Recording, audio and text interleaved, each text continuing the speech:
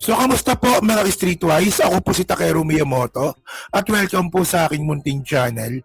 So mga kababayan, pag-usapan ngayon natin itong batang babae na nag-trending dahil siya po ay sumulat kay Presidente Bongbong Marcos at ito naman po ay tinugunan ng ating Presidente mismo at saka ng PNP.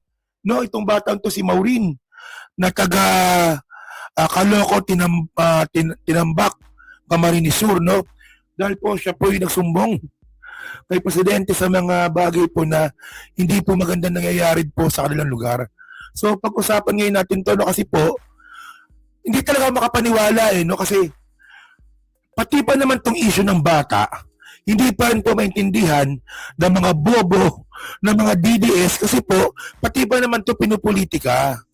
Pati ba naman itong issue ng bata na isolated case, ginagamit na naman po sa, dami na kasing droga dami na kasing addict Sige, pag-usapan ngayon natin to, no? So, ito, pakita ko sa inyo. So, ito mga kababayan, no? Balita to from ABS-CBN News kahapon, no? So, tumugon, di ba, tumugon.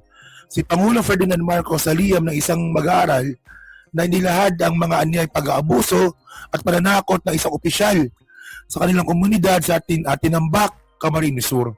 So, meron siyang statement dito. Basahin natin to, no? Okay. Yan, lakihan natin. So, ito, basahin natin to, no? So, sabi dito, Mr. President, how we will read if we are being, ano yan, ha? Ano ba? Kasi hindi ko pwedeng sabihin sa YouTube, hindi ko pwedeng basahin sa YouTube kasi bawal. No, ano to? Ano ba? Pangahalay, pangahalay, yan. So ayun ang pinag-uusapan natin, ha. How will you read if how will we read if our government people cut our electrical wire so we have no lights? How will we read if our kagawad cut our balloon wires so we have no water? O, di ba? We are kids. We are not involved in your political parties. We just want to go to school without being yun ulit. Di ba? So, can you please help us? No? So, syempre, sumagot si PBBM dito. No? At tumugon siya dito, ha? Hindi lang basta-basta siya sumagot dito. No, basta, ang malino dito, napakulong na nga po yung mga sangkot, di ba? So ngayon, nung una ko nabasa to, sabi ko, ano ba yan? Freedom of speech ba yon? O talagang literal? Di ba kasi parang, kung literal talaga yun mga kababayan, no? Talagang kailangan talagang gawa ng paraan yon. Di ba kasi may serial pala doon sa lugar nila? Di ba? So sabi ng presidente, no? Ito, basahin muna natin ulit. So sabi dito, okay, your letter has reached me and brought me close to to tears and made me angry. I'm sending policemen, to you and your sisters to protect you and find anyone who has hurt any of you. So, ngayon, no, ang pagkakaintindi ni PBBM dito, talagang meron talaga nangyayaring hindi maganda na pang-ubuso sa mga bata. Diba? So, syempre, mga bobong mga DDS, tatanga-tanga na naman. Di ba sabi ng mga nagko-comment, may mga nagbasa akong ganitong comment Ano ba? Ito. Maraming comment na ganito Reading comprehension is the key, Mr. President. That way you will understand what she was trying to say. It's not about her. It's about other young people out there. O kita nyo, di ba? Una mga kababayan, no? Para pinapalabas ng mga pobong mga DDS na may sariling comprehension po ang ating presidente.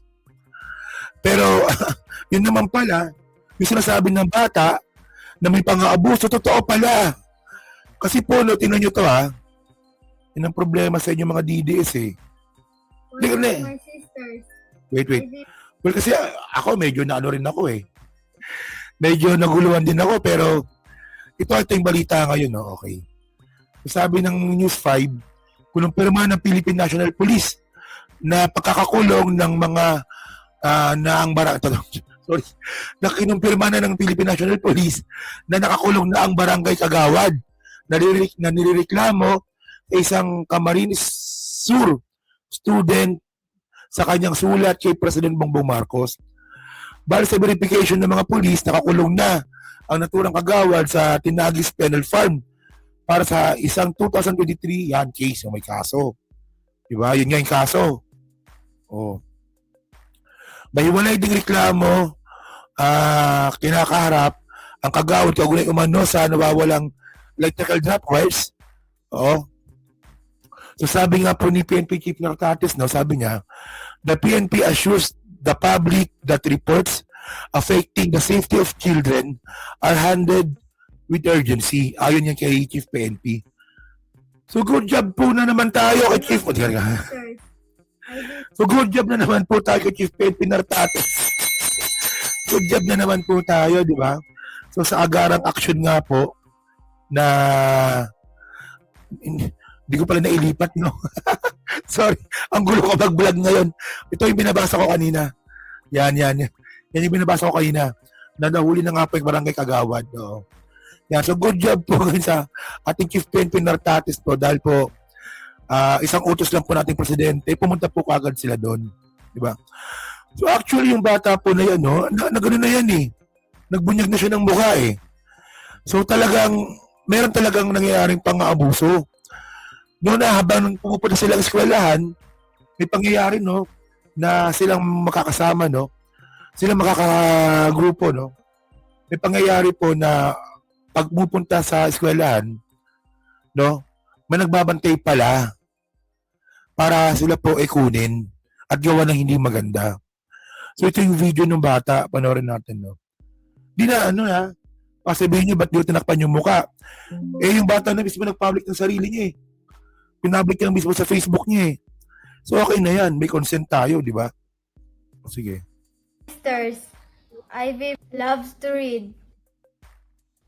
But on her way home from school on November 17, 2022, and on February 14, 2023, she was twice by a son of a kagawad in our town. Chief PNP Nartates na, sir, baka po yung anak ng kagawad, baka pwede rin pong hulihin. Hindi po nireklamo ng bata. O 2 beses pa daw. She got pregnant from the first and the kagawad kidnapped her, sent her to Montalban, and had the tauhan. Ay, yari tayo sa YouTube nito. Patay tayo dito. Patay tayo sa YouTube nito. Baka di makalusot tong topic na to. Sige. Subukan natin nang hindi kinakata. Sige. Sent with Ivy her again. And she now no longer goes to school. This kagawad has one more son, too, that a girl named Judy Ann in 2018.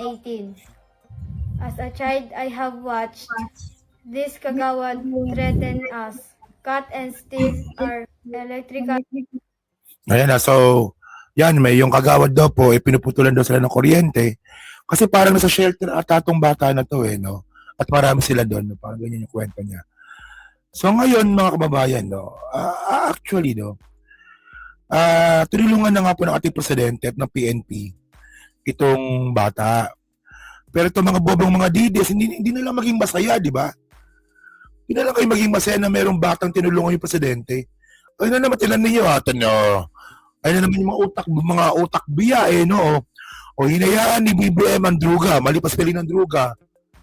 O droga na nga lang yung utak nila, druga pa din, mali pa yung spelling. Yung klaseng katangahan to, mga hayop ng mga DDS to, di ba? Utak droga na nga lang yung alam ng utak, hindi pa alam yung spelling. Yung klaseng katangahan to. Tingnan niyo yung mga bobong mga DDS na yan, mga kababayan. Walang ibang alam na narrative yan, kundi droga. O droga kasi, daming droga, puro droga. Puta tapos spelling hindi alam. Klaseng katangahan yan. Droga na nga lang yung alam na narrative sa politika. Tingnan nyo ito, yun pasensya na. Kasi hindi ko makamove on Yung mga DDS na yan, mga kababayan, kapag yan nakipagdebate ka dyan, walang ibang alam yan kundi droga-droga lang. O kunwari, magbabanggit ka ng isang mga may sense naman na topic tulad ng ay si Duterte talaga, talagang pumatay talaga siya ng maraming tao kasi may ebidensya, may dokumento. Di ba? Kailangan niyang harapin sa ICC yan. May dokumento, may statement. Ngayon, ang sasagot sa inyo, imbis na doon sa topic na lang, ang sasagot sa iyo niyan, adik ka kasi. Adik ka kasi.